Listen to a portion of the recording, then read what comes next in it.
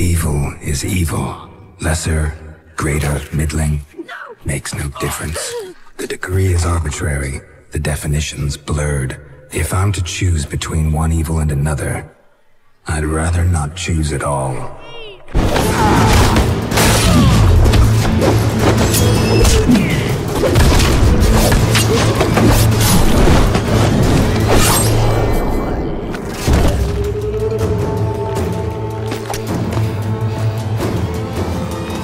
What are you doing? Killing monsters.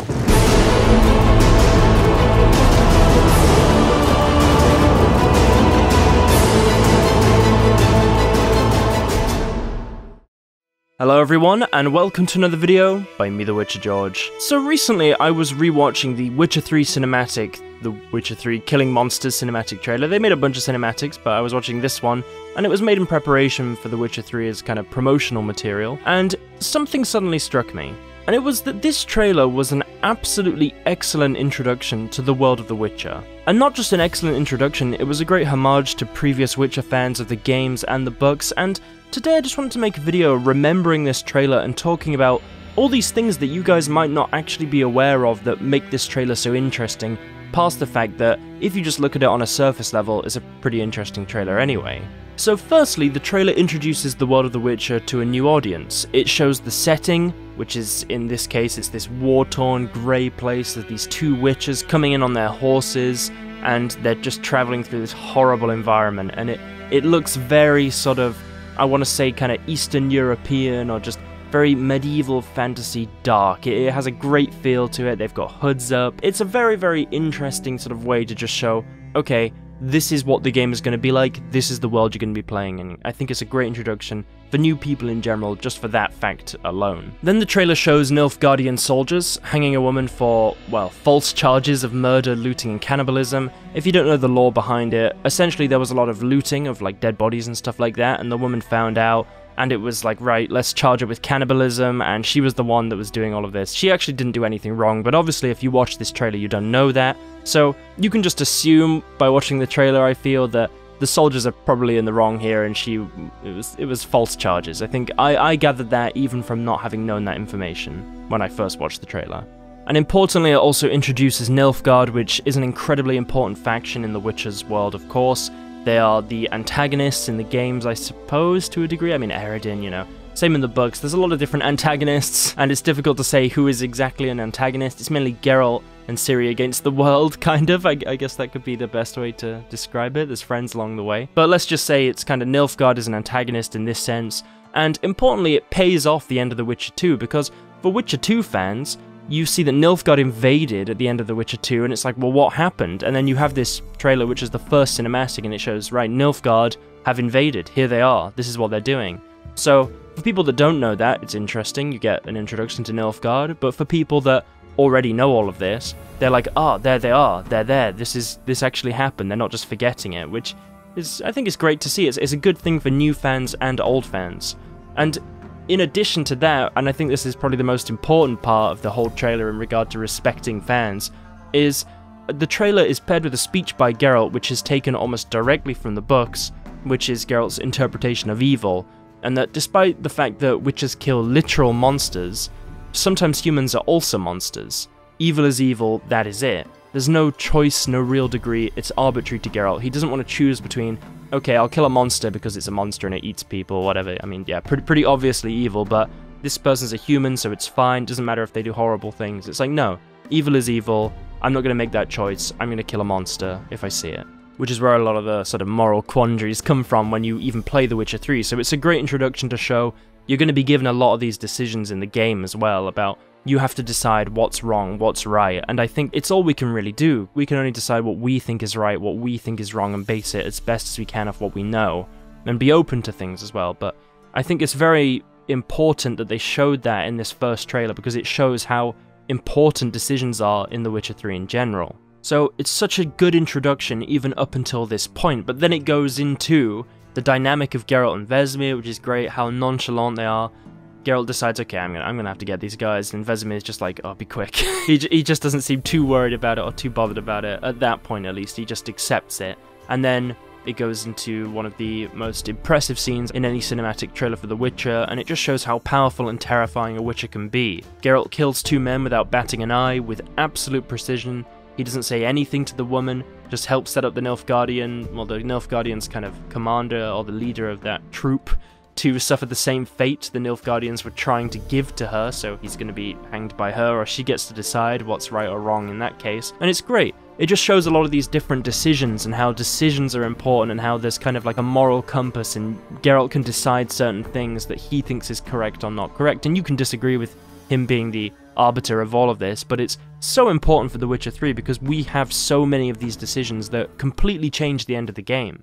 Depending on what you do, you can have a different partner in the game, you can have a different, well, you can have a different everything almost. I mean, you have an ending where Geralt can kind of, well, I don't want to say die, but it's implied he dies, although he doesn't really die because then you can go into blood and wine and everything. But you can have an ending with different partners, you can have an ending where Ciri becomes an empress. I mean, there's so many different ways in which the game can end depending on what you decide, and just putting that in the trailer and showing that Geralt is very active in the world. He's not the sort of passive character where you're just sort of led along with this is next, this is next, this is next. It's like, no, no, no.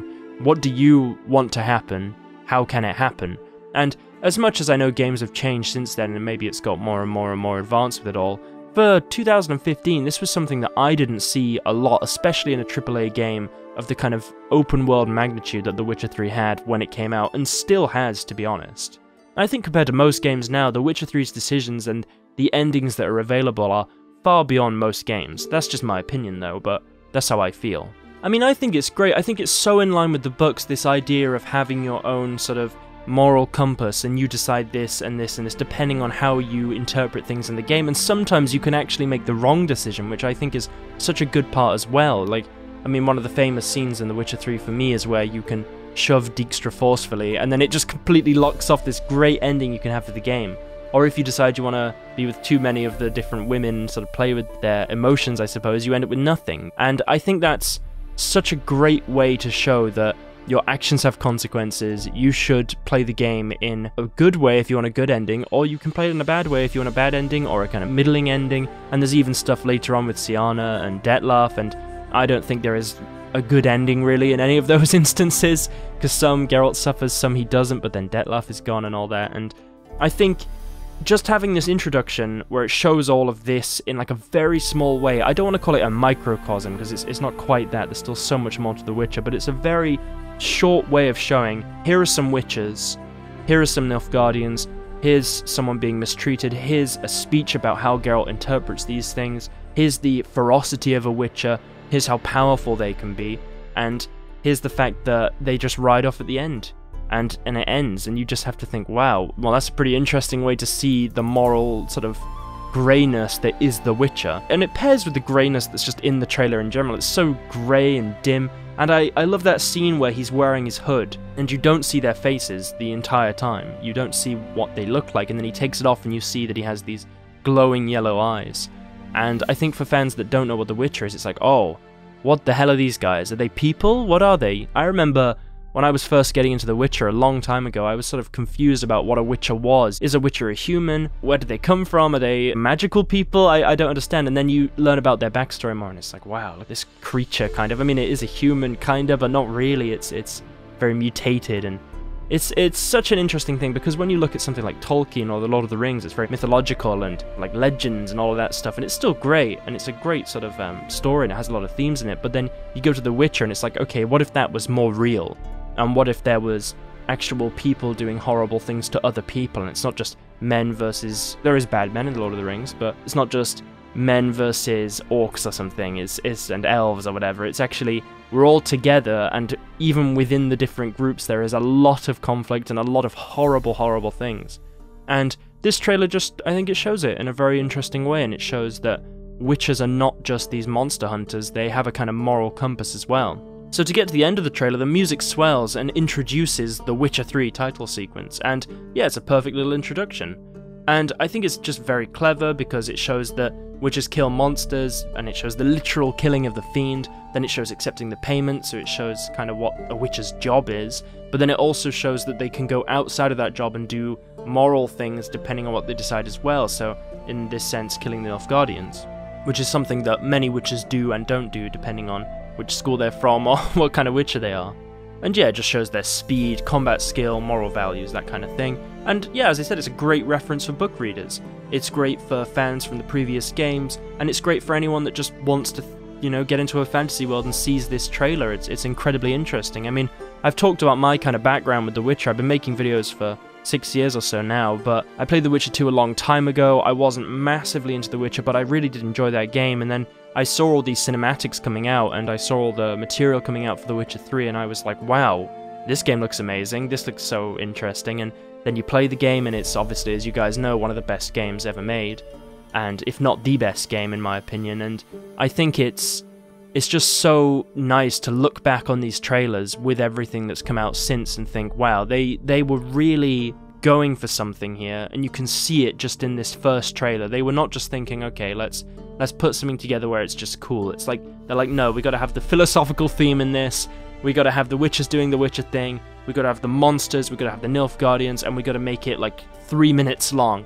And it's this great trailer. I think really it's such a good trailer, and maybe people would disagree with that, maybe they think there was a different way they could have gone about it, but I think just for trying to sort of pay homage to what The Witcher is, it's a very, very, very, very good trailer. And I would love to do some videos soon on the other cinematic trailers. I've got a lot of thoughts on them as well. There's a lot of great little cinematics that have come out about The Witcher and stuff like that. And I'd love to do some videos on my favourite quests, my favourite themes in The Witcher in general, the sort of themes that come up, and we have kind of moral questions about it, or just the general quests that left a big impact on me and made me think about, should I have done something different, or should something else have happened in this game that, you know, I wasn't quite aware of. I mean, when I first played The Witcher 3, I didn't really understand the fact that there was all these different endings, and I remember as I was playing the game blind, basically, I learned all of this more and more and more, and I was like, wow, you know, this is something that I didn't quite expect. I mean, I pre-ordered the game, I got it, I played it, and I was like, this is incredible. So just to share maybe if I remember what my first ever playthrough was and how I changed it after learning more and more and trying the different decisions, it could be quite an interesting sort of series to make. So yeah, let me know what sort of videos you guys would like to see. Let me know if you enjoyed today's video. Let me know your thoughts on this trailer. If you haven't seen it in a while, maybe go and watch it. I was watching it recently and I thought, that is The Witcher. It really hit me actually, because, you know, I've been making so many lore videos recently and you see all these things in the news about The Witcher and you sort of get so caught up in that, but when you watch something like that, you're like, that is The Witcher. There he is, he's riding in on his horse, he's getting the Nilfgaardians in this sense, and then he's riding off. That's what it is. It isn't all this other stuff, it isn't everything else, it's just, this is it. Yeah, it made me quite interested in thinking about The Witcher, so let me know what videos you guys like to see. Like the video if you want to see more. It really does help, guys, if you go and like the video. I really appreciate that. Subscribe if you want to see more as well. If you want to support this sort of content, check out my Patreon. You can donate on there for a month, or you don't have to at all, then you can cancel it. Whatever you want to do, you don't have to do that though. And then check out my X or Twitter, whatever you want to call it.